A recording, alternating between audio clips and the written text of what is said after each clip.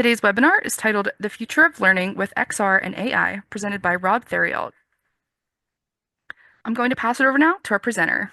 Rob, thank you so much for being here with us today to share your knowledge and experience with us, and we look forward to the presentation. Thanks very much to you for having me. I've been a NAEMSE member now for probably 15 years.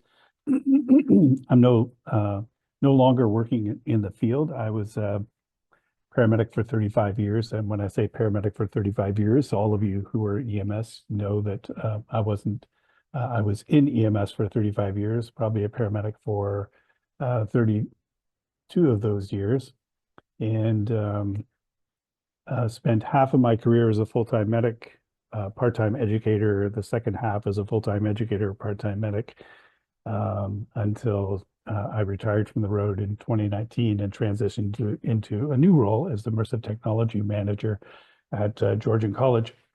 Excuse me. And I transitioned because an event, I started having some interest in virtual and mixed and augmented reality probably around 2014, 2015, and became a little bit more serious about it in 2016 when headsets became available that were viable for education.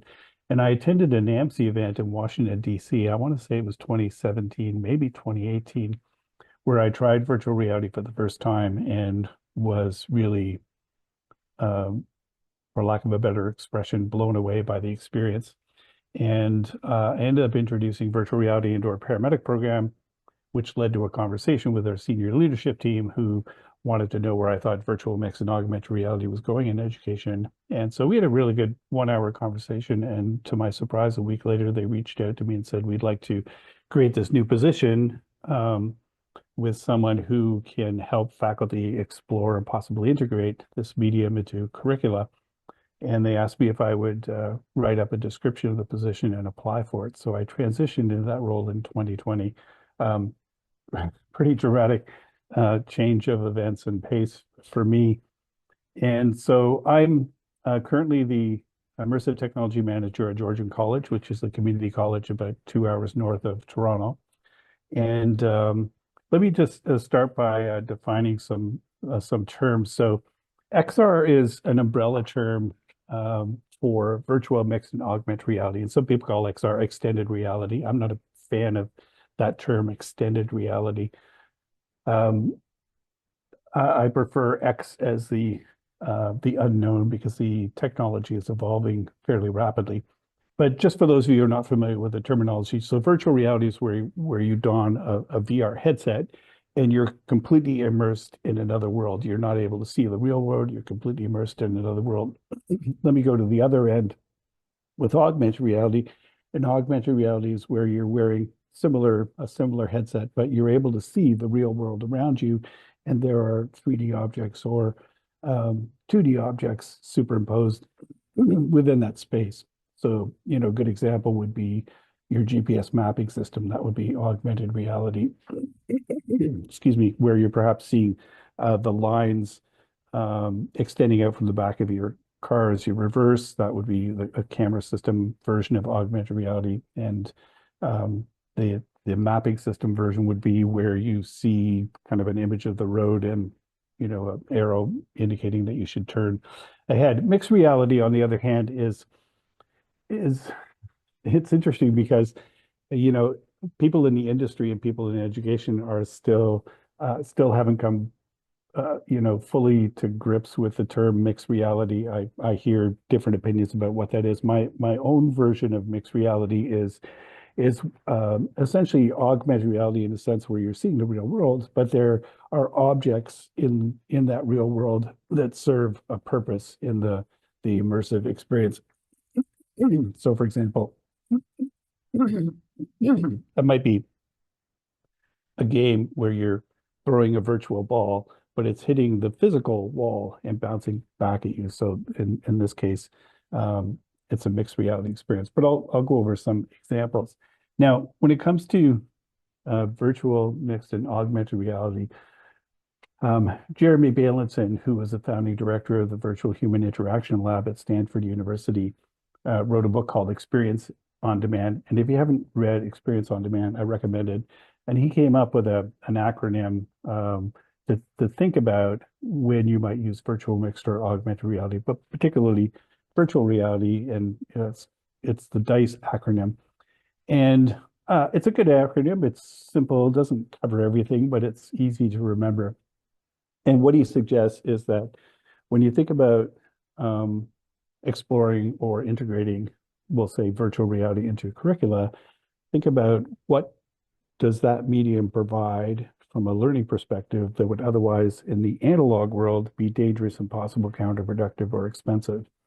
You can add some other objectives like dull, dirty, and difficult, impractical, or inappropriate. Um, I'll just touch briefly on the last two. So impractical, for example, from an EMS perspective, I taught primary and advanced care paramedics for many, many years, for most of my career. And as you know, for those of you who are from the United States, we don't have EMTs in Canada. We have three paramedic levels: primary care, which is typically a 2-year community college program; advanced care, which is a 3rd year; and critical care, which is a 4th year. And from an impractical perspective, um, most students don't get the opportunity to be the lead paramedic or lead provider in more than maybe 10, 12 scenarios over the course of one semester. But if you have complex scenarios in virtual reality on a standalone headset, those students could be doing 10 in a week if they wanted to. Under inappropriate, I think about things like it would be inappropriate to take fire, police, and paramedic students to a motor vehicle collision or to a crime scene, but you can do that in virtual reality. So those are just some examples. So I'll give you some other examples of augmented reality and virtual reality I want to talk about. Lately, I've been pretty obsessed with anatomy in augmented reality. So this is my lab in the background. This is a 3D anatomical model that I purchased off of a repository called TurboSquid.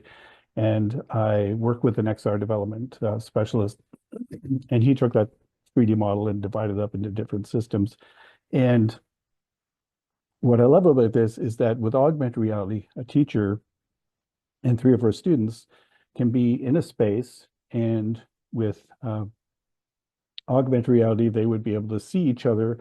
They would also be able to see the anatomical model, which is life size, and they'd be able to walk around it and have a conversation around the various anatomies or anatomical components.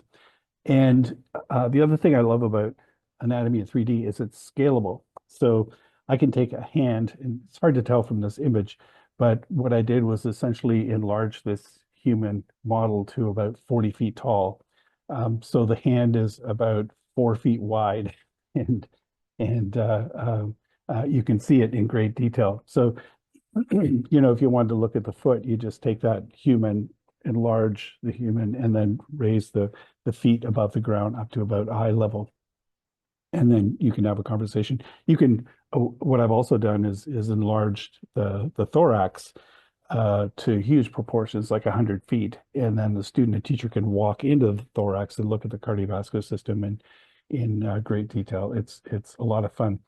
I'm having a bit of a challenge finding some decent motor vehicle collisions, 3D models. And I'm trying to work with a couple of police services in the area to see if they'd be willing to go an extra step when they investigate motor vehicle collisions and do photogrammetry, which involves taking a few more photos and putting it through a software application that stitches it together into a 3D model. This is a 3D model of a car crash that was free off one of the repositories that I use. And it's hard to tell from this image, but it's actually what we call a dollhouse version of it. So it's small, it's about 1 foot by 1 foot, and it's raised to about 3 feet, 3.5 feet. So students could walk around it and look at it in detail. And of course, then you can scale it to life size. And the fun thing about these 3D models is you can walk through them. So initially, when you look at it, part of your brain says, oh, I can't walk into this car. I can just walk up to it and then I'll be stopped. But you realize that it is a 3D image and nothing more, and you can walk into it and look at it in detail. And the cool thing about this, from my perspective anyway, is that you can do something that was previously impossible in a paramedic class. Excuse me.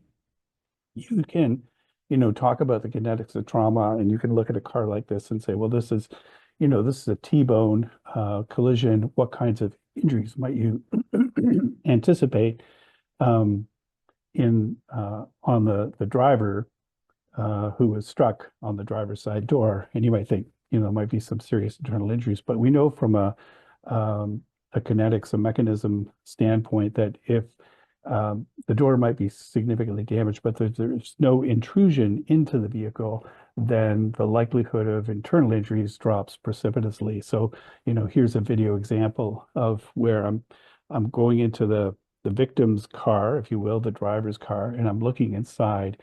And when I get close to the door, I see there's absolutely no intrusion whatsoever. But if there was, 3 to 6 inches intrusion, I'd be seriously concerned that despite the fact that maybe their vital signs right now are within normal range, and because they're a little overwhelmed with the emotion of the event, they're not feeling much pain, that there may be internal injuries. And so that might make the difference between the decision between transporting to the closest hospital versus transporting to a trauma center. So that's just one example. Now, mixed reality is, as I mentioned, where you're using objects or things in the real world that play a meaningful role in the virtual experience or in that immersive experience. And this is a case where, someone's wearing a VR headset, they're doing compressions on a real mannequin, so at least they get that tactile element to it. But what she sees is what's on the right is someone's collapsed in an alleyway, and she's doing compressions on a mannequin, but it looks like a real person whose vital signs absent. And there's a defibrillator, and she can take the pads and place them. She can do chest compressions, and using accelerometers, it'll actually measure her rate and depth of compressions and give her real-time feedback on the quality of her CPR. So now I want to talk about virtual reality, because that's where I started, and we do mostly virtual reality here at Georgian College. We have close to 400 VR headsets. We have VR integrated in about 15 program areas, and we're exploring in about 20 others. And we've really only explored VR in nursing and paramedicine. We haven't integrated it yet. We did have it integrated in terms of we were doing MCIs and VR just before the pandemic, but we haven't integrated it since. And part of that is, probably the biggest, the easiest entry point into exploring and integrating virtual reality into curricula is faculty, is teachers who understand the technology, understand the medium, understand its potential, and will champion it. If you don't have that, it just doesn't happen. So, and of course, it has to be cost effective as well. But the incredible thing about this medium, unlike any other educational technology that's come before, is that it's immersive, it's a form of embodied cognition, and it's a medium where students can learn in the cognitive, psychomotor, and affective domains. Tell me if I'm wrong, but I don't think there's any other educational technology that allows for learning in those 3 domains. As I mentioned earlier, the first time I experienced virtual reality was at a NAEMSE conference in Washington, D.C. Some of you are probably there and remember that event. And so I tried it for the first time, and I found myself standing in front of someone who was struggling to breathe. It's not this particular scenario that you're seeing on the screen, but he was struggling to breathe. I could hear him struggling to breathe. I could see his chest heaving as he struggled to breathe. I could see the cyanosis on his lips from the lack of oxygen. I could take a stethoscope and auscultate his chest and identify adventitious lung sounds. I could speak to him, and when he answered, he spoke in 5 to 6 word sentences, which to me was another indicator that he was moderately distressed.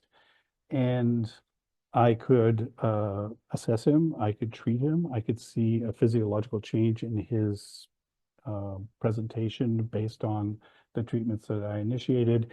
And so I came out of that experience, and I was really struck by the experience for a number of different reasons. Number one was there was a sense of presence, and I didn't know the terminology at the time, but there are various types of presence. So there's a spatial presence where you feel like you're in the room. You look up, you look down, you look around, you're there. If you're, virtual reality in someone's house, you can step out of the room and walk down the hallway to the kitchen and find his medications. There's a social presence where you feel like you're more intimately connected with the patient or your partner or the people in the space with you because you're in avatar form, you're making eye contact, you're talking to one another. And the second thing is it's contextual, and context is important for every conceivable subject, including paramedicine, nursing, medicine, language learning, history, you name it. Context is very important for the learning process. And we know the research shows that when you put students in a contextual environment, they're more likely to retain the information. And the third thing is agency. So being able to do things in a virtual environment that change the outcome, just as we do in the lab. And some of you are experimenting with virtual reality now, I'm certain of it, and some of you are thinking about it, and you might be thinking, where does this belong exactly? And I think most of us, myself included, initially thought belongs in the lab to supplement the lab. I'm thinking very differently about it now. I think really where it belongs is in the theory component rather than the lab component. So to supplement the theory component, to better prepare them for the lab component. So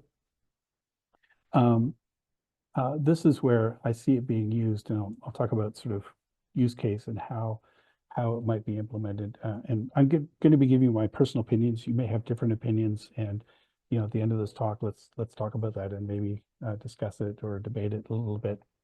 But when I came out of this first experience, I thought with my first year students, typically when we do case-based learning, I would put up a PowerPoint slide with a series of bullets describing this patient. Here's a 34-year-old male who's complaining of shortness of breath and his lips are cyanosed. He's using accessory muscles, blah, blah, blah. Here's vital signs. And putting someone into that context early on in their experience gives them something you can't get from a PowerPoint, obviously, because we're talking about students who have no context, who have no experience, no frame of reference. So when you put them in that environment and give them the ability to do things with their hands, um, it's far more engaging and interactive than anything they'll experience in a PowerPoint slide. PowerPoint slides, frankly, are really quite anesthetizing, and VR gives them an embodied experience, an immersive experiential learning. So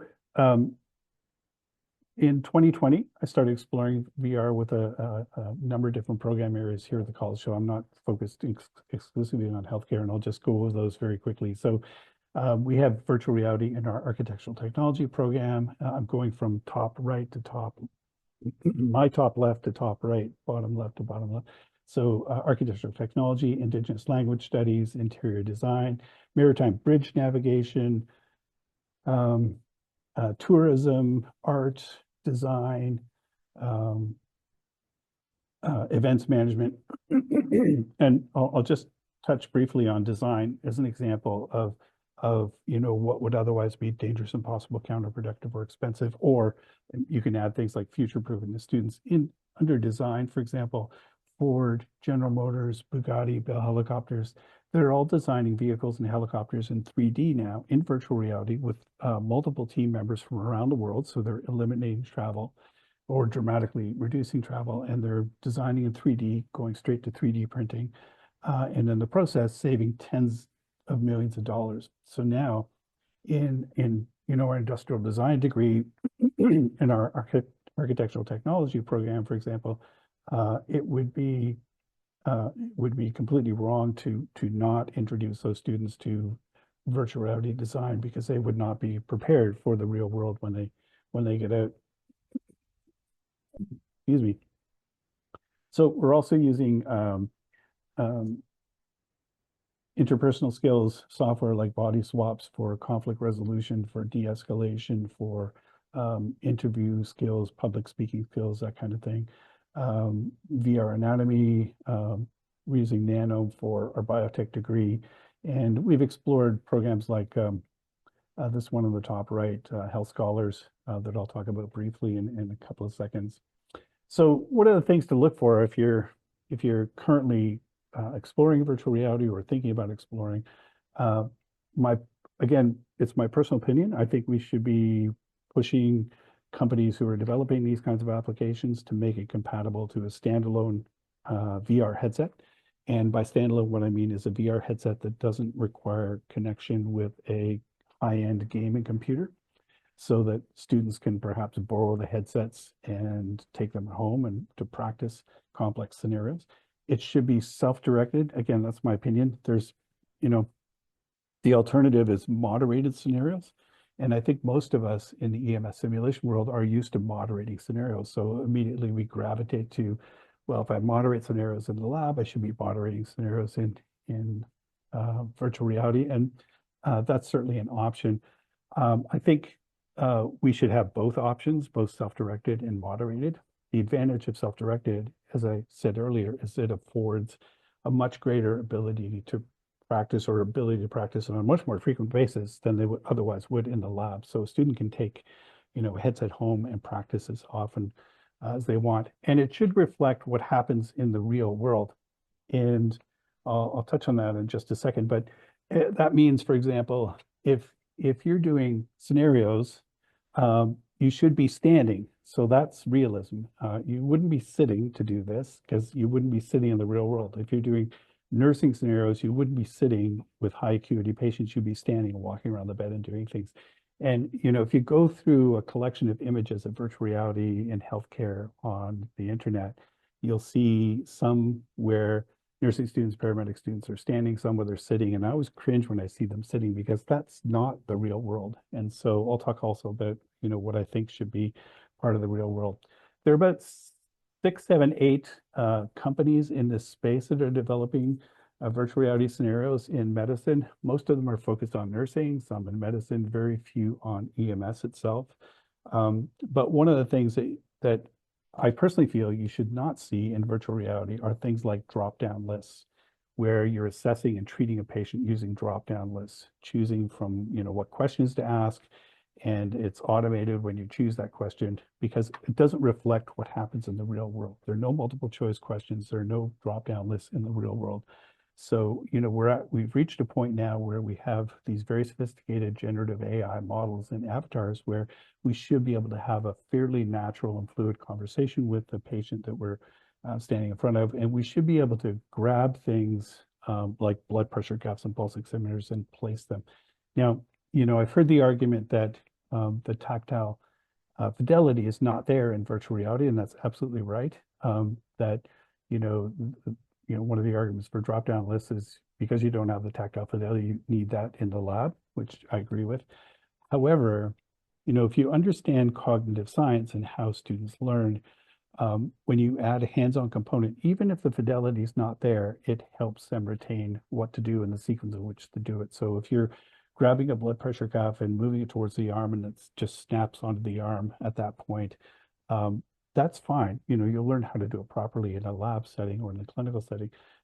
But it's that hands-on experience that helps you retain that the blood pressure goes on this arm, and maybe it's the arm that's going to be, closest to you when you're in the back of the ambulance. The pulse oximeter, if you're of the school that feels that the pulse oximeter should be on the opposite, the hand of the opposite arm, then that's what you do. You should have the option of putting on the opposite arm. And you should be able to put on the electrodes and the heart monitor and do things at a, have agency at a deep level. This other program, this is kind of an interesting one. This one is a software where you don't have much agency in the sense that you're not doing things with your hands.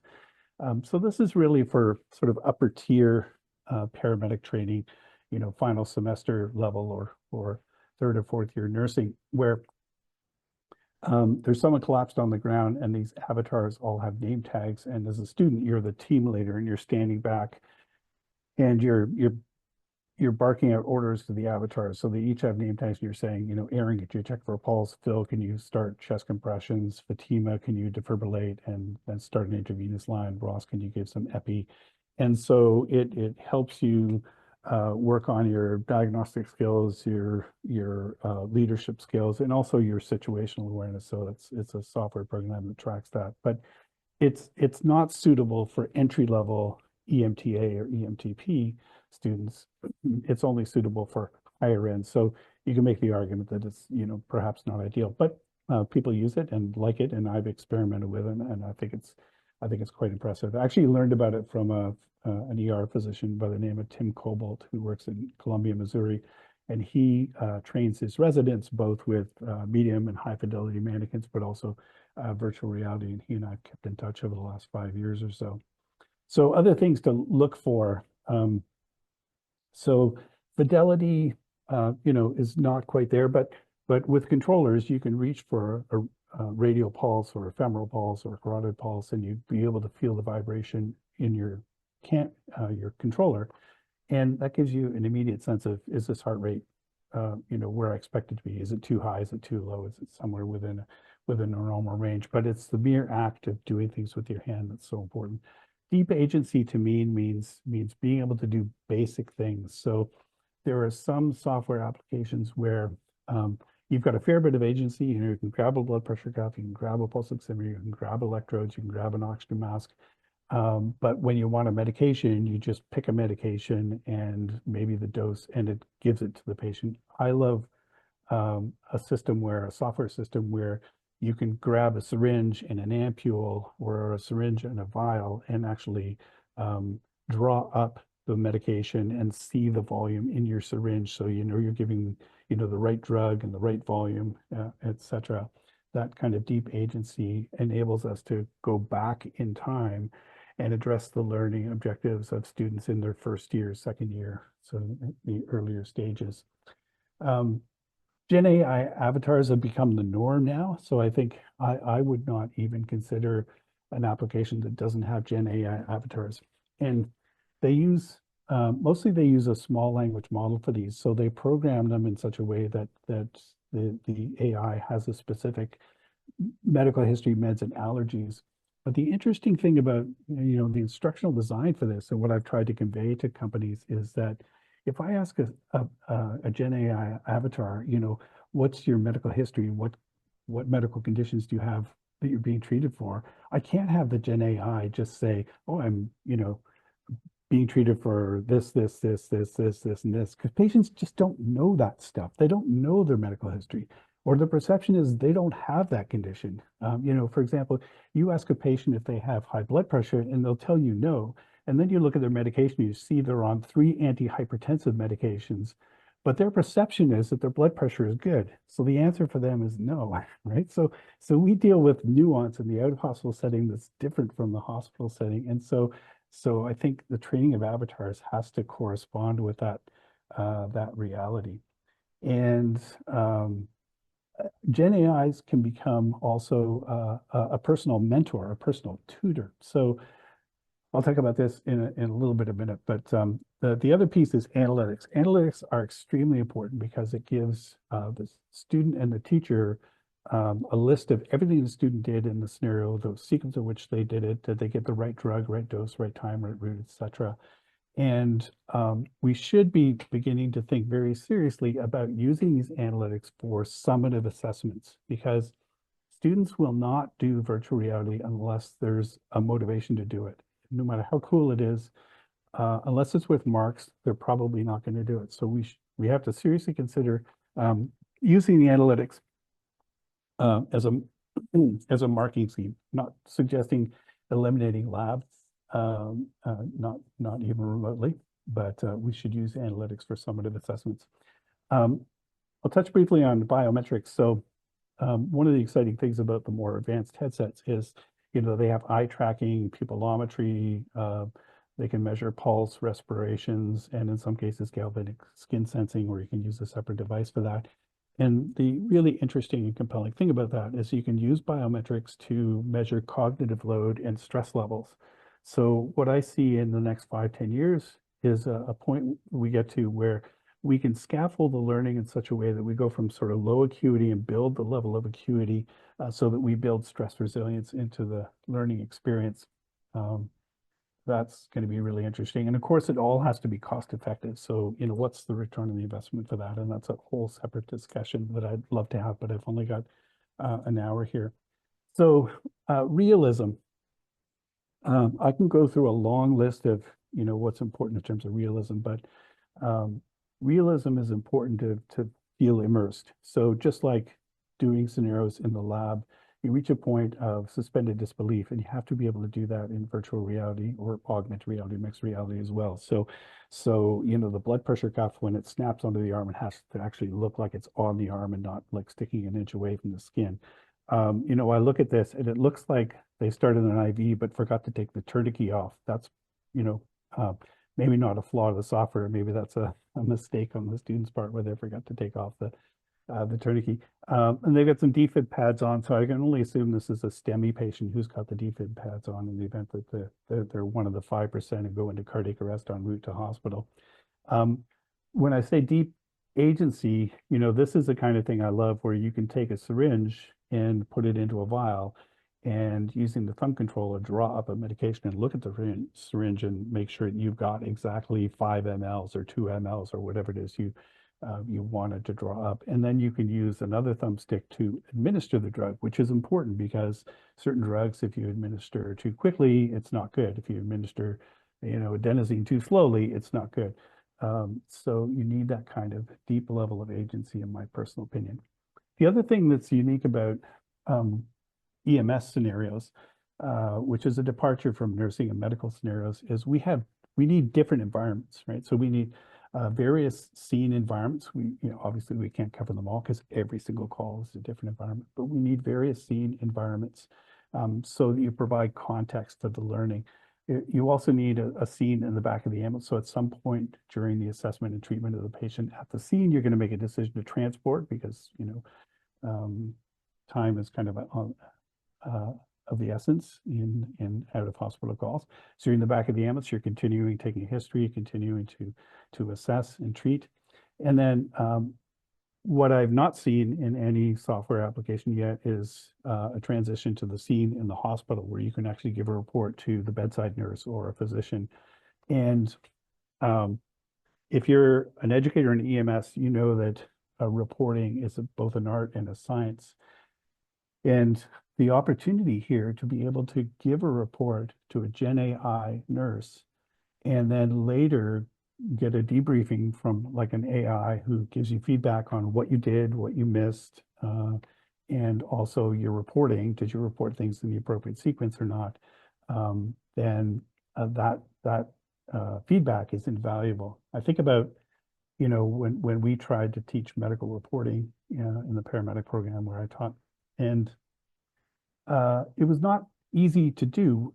Students would do scenarios, and then at the end of the scenarios, they would give a report, and would give them feedback on the spot. And many, many years ago, I started having students do audio recordings of their reports. So they would do a scenario in the lab setting or in the hospital setting or in the field setting, and they would have to submit an audio report that was 2 minutes or less.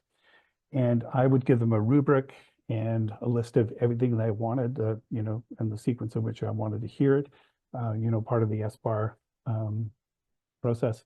And it's interesting, we had seasoned primary care paramedics who came back to school for the advanced care paramedic program, and I had them do reports. And it was always amazing to get audio reports where a student, for example, would start out describing this, person who had a syncopal episode. And it wasn't until they got to the vital signs that they mentioned that the patient was having bouts of paroxysmal supraventricular tachycardia. And it's like, why wouldn't you put that up front? So you're talking syncope and you're giving us, the probable cause. But it's just a skill that a lot of paramedics are lacking in. But now at the intersection of XR and AI, we have an opportunity for AI to be a personal mentor for the students to give feedback that was previously impossible. And at a frequency that was, has been up until now impossible.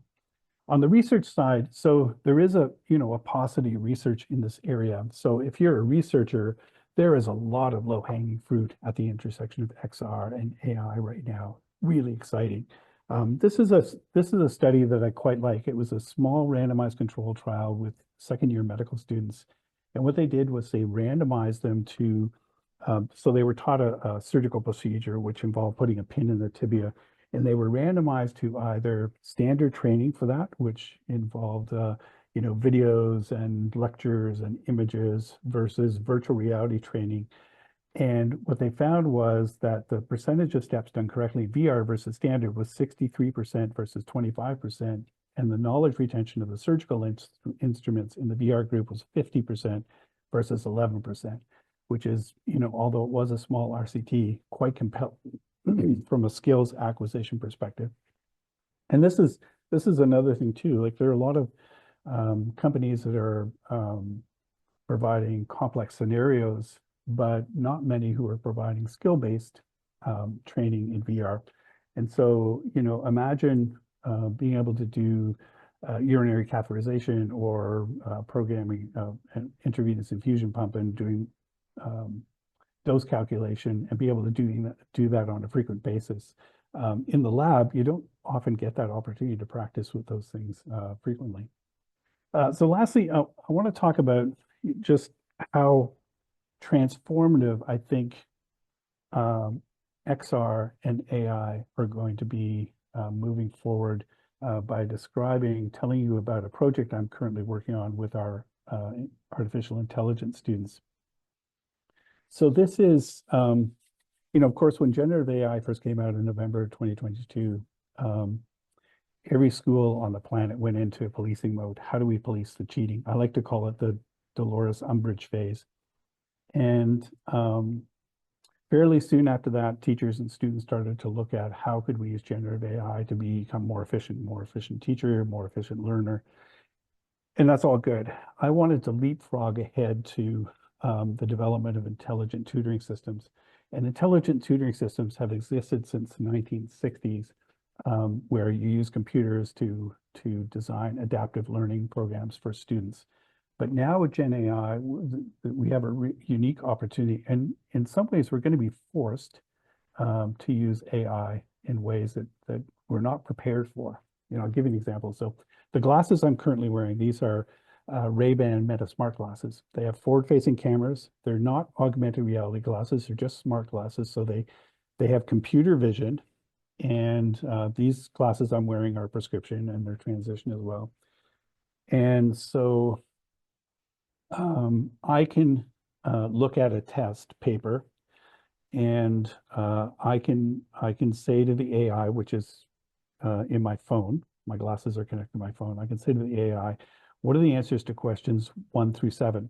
And it'll tell me with pretty much 100% accuracy in every case. So I've taken a few biometric degree exams, anatomy exams, and the answers are flawless. It's really quite remarkable. Now, to do that, I have to speak to my glasses and then get the answers, and no one else can hear the answers. But there's going to come a time very soon, this year, next year, the year after, where the glasses you wear, you won't have to speak to them at all. You'll just step into a classroom and you'll have an exam in front of you. It'll immediately recognize it as an exam. It'll say, hey, Rob, do you want the answers to these questions? And I'll nod my head. And it'll say, well, the answer to question 1 is C with a probability of 94%. The answer to question 2 is B with a probability of 78%. The short answer to question 3 is, and using augmented reality glasses, it'll give me 3 sentences to choose from, and I'll just write them down. So exams, written exams, are going to become pretty much irrelevant. And this is why intelligent tutoring systems can do the heavy lifting of Bloom's taxonomy in the future, helping students with their knowledge, their understanding, and application, and be able to do that in a measurable way. So here's a project I'm working on. So currently, the AI students have developed this to the point where they can stand in front of an anatomical model, point to an organ and say, what is this organ? It's the liver. What are the major functions of the liver? And the AI will tell them, here are the main functions. what are the common diseases associated with the liver, and it'll tell them. What are the risk factors associated with this particular disease? It'll tell them. But what's important, though, is that these intelligent tutoring systems quickly turn the conversation around and start quizzing the student. So it becomes a two-way conversation, because a lot of chatbots right now are instructional, not educational. And what I mean by that is you ask them a question, they give you an answer. You ask them a question, they give you an answer, but they don't converse with you the way an intelligent tutoring system will. And that's a problem because your GPS mapping system is instructional. It's not educational. It'll tell you how to get to your friend's place. But on the fourth trip, if your phone fails and your mapping system fails, good luck finding your friend's place that's 30 minutes away, right? So it has to be a two-way conversation. And it should be Socratic in the sense that the AI is drilling down. Like, it'll say, Rob, yesterday we talked about the liver. Do you remember the 5 major functions of the liver? And I'll list off 3, and it'll say, that's good. You got 3 so far. Can you think of a 4th or 5th? And I'll say, I think the 4th one is this. It's, yeah, that's great. What about the 5th? I can't remember. So it'll fill that gap. And so that's good. So it's with these smart glasses, it's computer vision. That's it. Not very exciting, but the next stage will be to progress to phase 2 will be augmented reality glasses, where the student doesn't have to be looking at an anatomical model. They could come out of a class and say to their AI, we just talked about the oxyhemoglobin association curve, and I don't fully understand it. So rather than explaining it from scratch, the AI will ask a few key questions to see where the knowledge gap is. And then we'll say, Rob, do you want me to generate and it'll generate this in real time. Would you like me to generate an animated graph to explain the curve? And I'll say, yeah, that's great. So it'll do that. It'll generate this graph, animated graph within my field of view, maybe look like it's 3 feet out from me. And then I might say, okay, this is fantastic, but how would a patient with multi-organ system failure present clinically in the hospital? And the AI will say, well, put your VR glasses on, and it'll create 3D content in real time and put you in a hospital setting where there's a ventilated patient, and you'll have a two-way conversation around, why is the patient pale? Why is their heart rate high and their blood pressure low? Why is their skin leaking fluids? And so there are going to be various levels of immersion, and it'll be a constant tutoring.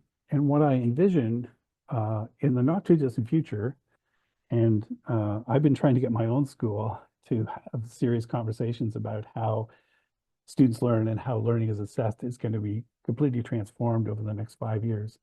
And I don't know of a single school that's actually having these serious conversations yet. So we're all in the same boat. But I envision these intelligent tutoring systems for many subject areas will do the heavy lift in Bloom's taxonomy and address knowledge comprehension, application, and to a certain extent, critical thinking, so that the teacher can spend more time with students doing case-based learning, project-based learning, critical thinking, interpersonal skills discussions, interprofessional skills discussions, those kinds of things. So in the future, what I envision is learning will become, in the theory component mostly, will become increasingly more immersive. And, we talk about these complex scenarios in virtual reality, but what I really would love to see as well is students in a classroom sitting at a table, 4 students to a table, and putting on glasses where there's an augmented reality patient now that's 3 feet large, sort of laying down on a stretcher maybe, or sitting on a sofa right within your field of view. So students are seeing each other. They're seeing this virtual patient sitting on a sofa anchored to the table that they're sitting at.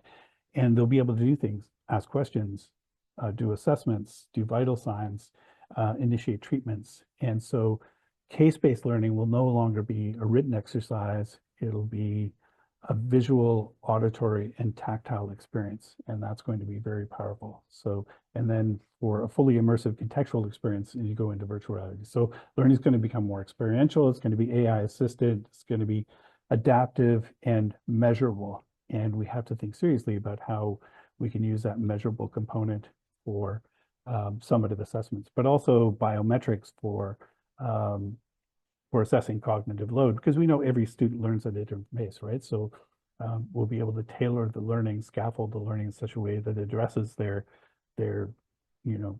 cognitive load and their stress tolerance.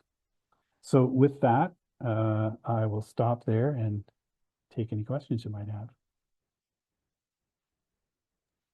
It looks like we have one question currently from Carrie. Yep. I'm curious, in the healthcare sector, are patient care scenarios designed utilizing the healthcare simulation standard of best practice? This may be different because you are located in Canada. Yeah, it's a fair question. I think what you have to do is talk with the developers about that. So I can tell you in nursing, for example, many of the companies, the developers have built their nursing scenarios around the NCLEX exam, and we follow NCLEX here in Canada as well. EMS is a little bit different, and so there has to be some adaptability for EMS. For example, we carry different drugs, and some drugs are the same but go by different names. Like you carry albuterol for bronchospasm. In Canada, it's salbutamol. Uh, Personally, I'm not so much, I mean, from a self-directed perspective, I think you should be able to go to a dashboard in the back end and put in, for example, what is the scope of practice for the group of students that are going to be using these scenarios, and what are their medical directives. And if you feed that into the small language model, then it knows, the AI becomes the rumble strip. It knows what the parameters are. And so it'll put out analytics that says, you gave this drug that's not within your scope of practice. That's a critical error. Or, you were delayed giving oxygen for 15 minutes. That's a major major error.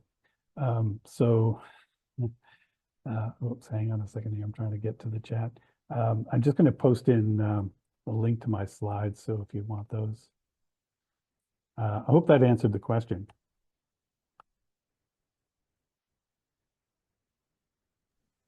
I don't see any other questions currently.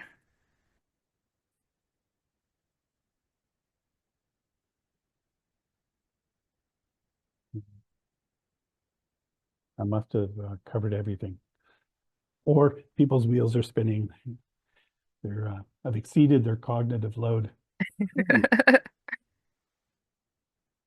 Yeah, they say any good presentation should focus on about 3 points and reiterate those points at the end. I probably covered about 70.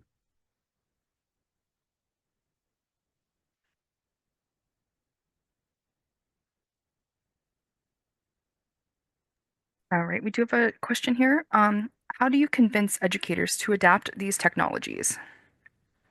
Yeah, that's a great question. Heads in headsets is the only way. Um, so, I think educators, well, first of all, innovation happens at the teacher level. So when I started in this position, I said to our vice president academic and our president, I said, I'm not interested in speaking to the associate deans and the deans about virtual reality or exploring virtual reality or integrating virtual reality. What I want to do is I want to focus on the teachers who I know who are early adopters and innovators, or I'll find something really compelling that's off the shelf and approach someone in a program area and let them try it, see what they think. And again, always focusing on strong use cases. And um, and then at that point, if there's a cost associated with that software, then we'll go to the associate dean and dean and look to see if there's funding, or I'll see if there's funding in my own budget to do a pilot for a semester or so. So I think faculty are the key. What I do now is if someone from interior design comes to me and says, I'd really like to explore virtual reality for interior design. One of the first questions I ask them is there another teacher who's interested in doing this as well? So I always make sure there are two within a program area who are enthusiastic about it, because otherwise one teacher gets promoted or goes to another college or university and VR just dies. As all of you know, virtual educational technology has a very difficult time reaching a threshold level of adoption. Virtual mixed and augmented reality is no exception. I think about synchronized online learning with Teams and Zooms and things like that. I first started exploring synchronized online learning in 1999, when I came to Georgian in 2005, I got some money from my dean to adopt a platform to do a mix of synchronous and asynchronous learning. And by the way, VR can be used for synchronous or asynchronous learning at a distance, which is great. So you could be moderating a scenario in one city with EMS students 200 miles away in headsets, and you can be there in virtual spaces together. But so synchronized online learning, by 2019, there were perhaps fewer than 10 faculty across their 7 campuses who are doing synchronous online learning. Fast forward to 2020 and the pandemic, and every school in every city around the world is now doing synchronous online learning, right? So it took a pandemic for that educational technology to reach a threshold level of adoption. PowerPoint reached adoption quickly. Slideshows reached adoption very quickly. The overhead transparency machine and the Blackboard reached adoption very, very quickly. But most, technologies, podcasting, polling, things like that, have a very difficult time of ever reaching a threshold, even if there's research evidence to support it. So yeah, it's VR, AR, and MR are not an easy sell, and there are also some barriers with it too, which I haven't even addressed. All right, we have another Q&A here. What programs have you used, and are there any you recommend? We are looking to demo some programs soon, but I don't know where to start. I'm looking for a good anatomy software as well as for paramedic education. Yeah, so let's start with anatomy. That's an easy one. So there are 2 programs I recommend. One is 3D Organon, and the other is Body Maps. They're both excellent. They're both multiplayer. They've both been around for a long time. So I would look at the pricing of those. So that's for anatomy. We also use the Engage platform for synchronous online learning, but it is expensive. But with that program, I can bring in 3D models, as many as I want, and scale them up, which is fantastic. In terms of EMS simulations, the only company that initially focused on EMS was VR Patients, and there are a lot of really great things about VR Patients. They have a good range of scenarios. They have fantastic graphics. You can take trauma patients and add wounds to them. You can do a lot of work in the background. It's a lot of good things about it. What I don't like about them is it's a single player experience, and EMS providers work in pairs until they get, a sufficient amount of field experience that they can work as a first responder. And 2, so drop-down lists and single player, that's problematic for me. The other companies, Lumeto, Lumeto, is one that's exploring EMS. They're not quite there yet. Simex is another that has some EMS scenarios. And the other one to keep your eye on, I think, is Tactile VR. Tactile VR is for nursing, and the company's founder and CEO has a nursing background, and he is doing some really incredible stuff in terms of graphics and agency, and he's interested in EMS, and I've offered to consult with him for free and bring in some of my US educator colleagues to help him as well. So we need to hear back from him. But the other thing to think about too is companies that offer mass casualty incident training, which is, as we all know, is difficult to do in the real world. It takes months to prep for those. And if you can do that in VR, you're well ahead of the game. So yeah, hope that gives you some information. But if anyone wants to reach out to me, in my slide deck, my contact information is there. If anyone wants to reach out to me to have a one-on-one conversation, I'm happy to do that. I think we have another question here. I recently defended my PhD dissertation. My research focused on utilizing AR with social presence cues to see how it impacts online engineering students' academic performance. The output was really good. Learners had positive feedbacks and their performance grew too. However, my committee members were still reluctant since they are not tech savvy. They wanted to see how they could adapt these. Would they be able to develop such an app on their own? And another question was, how can we make sure each and every students have access to the technology? I defended it properly, but when I think of a large scale, I still see many universities would be reluctant to these changes. Yeah, first and foremost, part of it is subject dependent.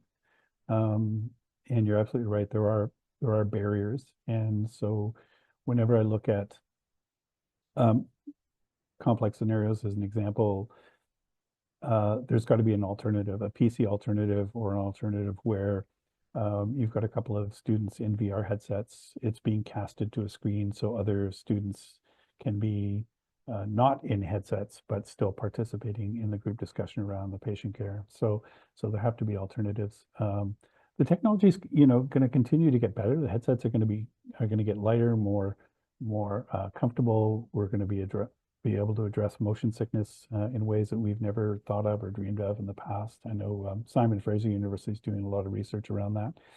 Um, I kind of envision a social experience in VR where you're walking to scenes and walking to places on a omnidirectional treadmill, so you're getting exercise at the same time, and in room scale VR where people are actually physically walking, we've had next to zero students get motion sickness, just as an example. So I think, yeah, but people are reluctant to adopt, and I never try to sell VR to anyone. For example, we at our Odense campus, we have Canada's largest maritime bridge navigation simulator. It's this massive deck with wraparound video. Students come from around the world to finish their capstone 4 weeks or 8 weeks training to pilot these cruise ships and tanker ships.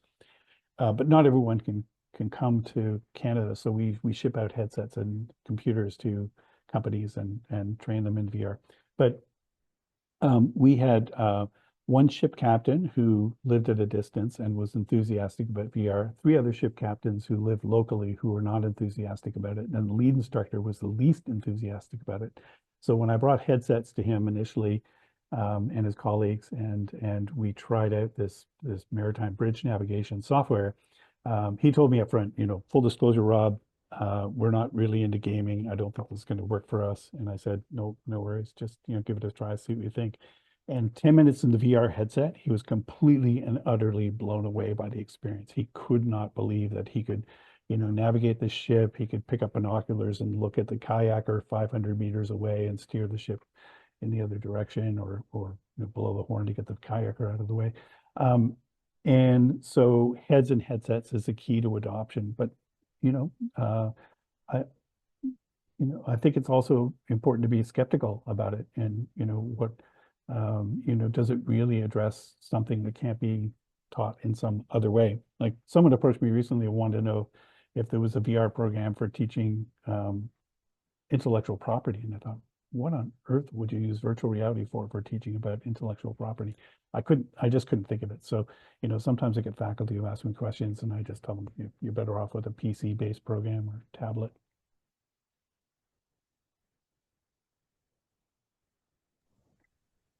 Right. We have time for another question here.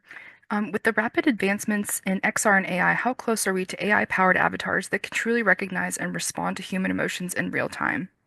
And beyond that, can they convincingly express emotions themselves? And what challenges are still holding this back?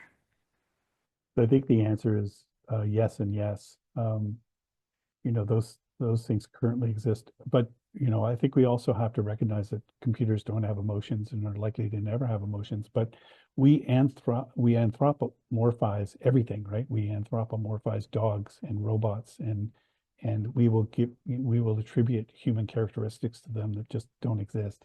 But the short answer is, I think, yeah, I think more and more we're going to be conversing with AI and having intimate conversations with AI, about our feelings and anxieties and things of that nature. And I think if the AI is selected carefully, it could be very helpful for students. But what I would advise senior leaders at community colleges and universities is have some very, very serious conversations about intelligent tutoring systems and AI for mental health, for example, and um, make recommendations to the students. Like if you want to adopt an AI tutor, here are the 6 that we recommend at this college, this university. So it's been vetted. So students aren't going out on their own and, getting something that's going to be, take their private information and use it for, uh, malicious purposes.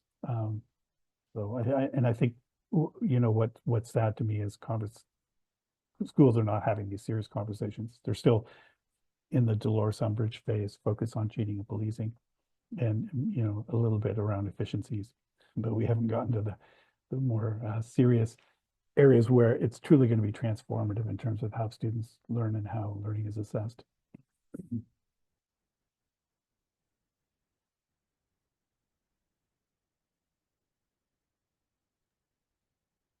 Jeff asked if you could note the anatomy apps again or type them into the chat. I can also include those Yeah. in the follow-up email tomorrow.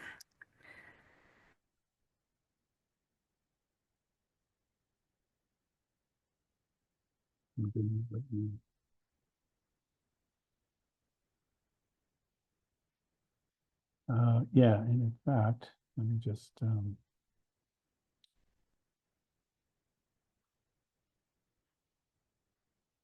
let me give you a link to some apps that I've been curating this list for the last 5 years. It's a very long list of applications. It covers all subject areas. So forgive the length of this list, but I'll give you some ideas to explore in any case.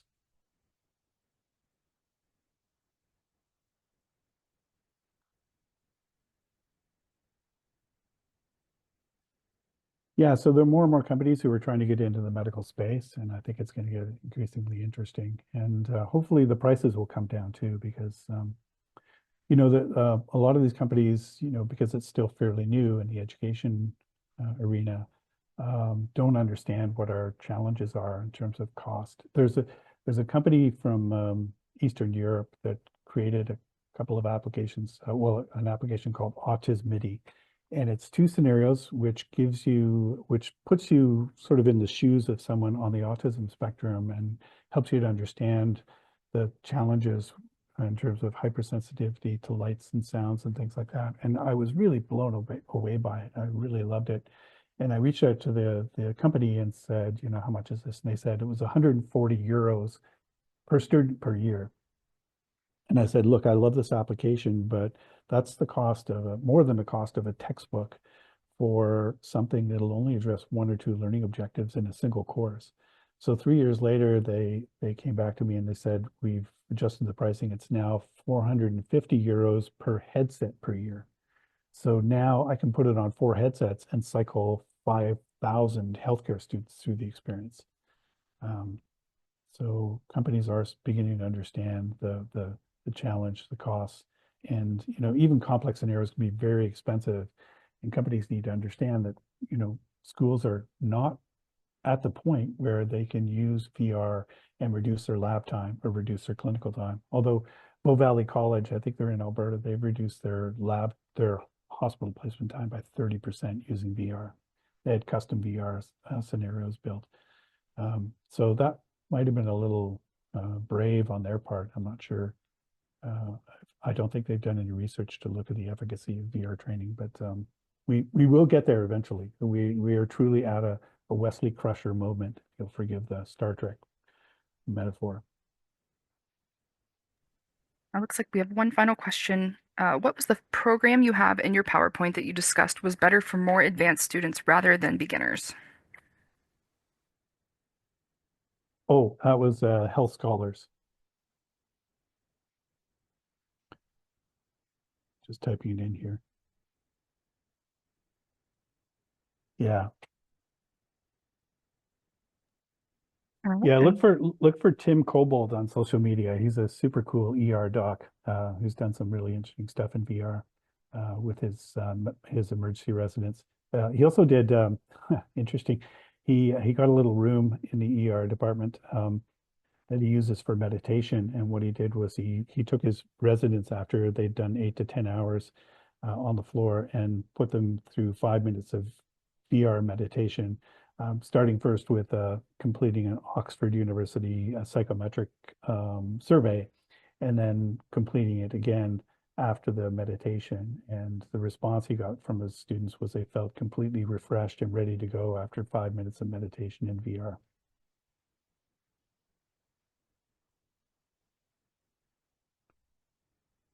Oh, hey, Patricia.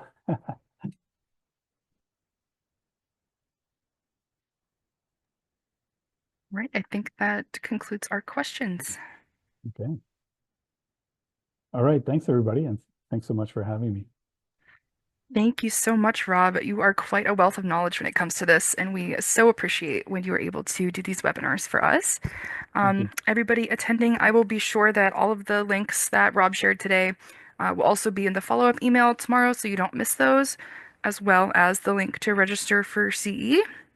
So with that, I hope everybody has a wonderful rest of your day, and we will see you all again soon. Thank Thanks. you. Take care, everyone.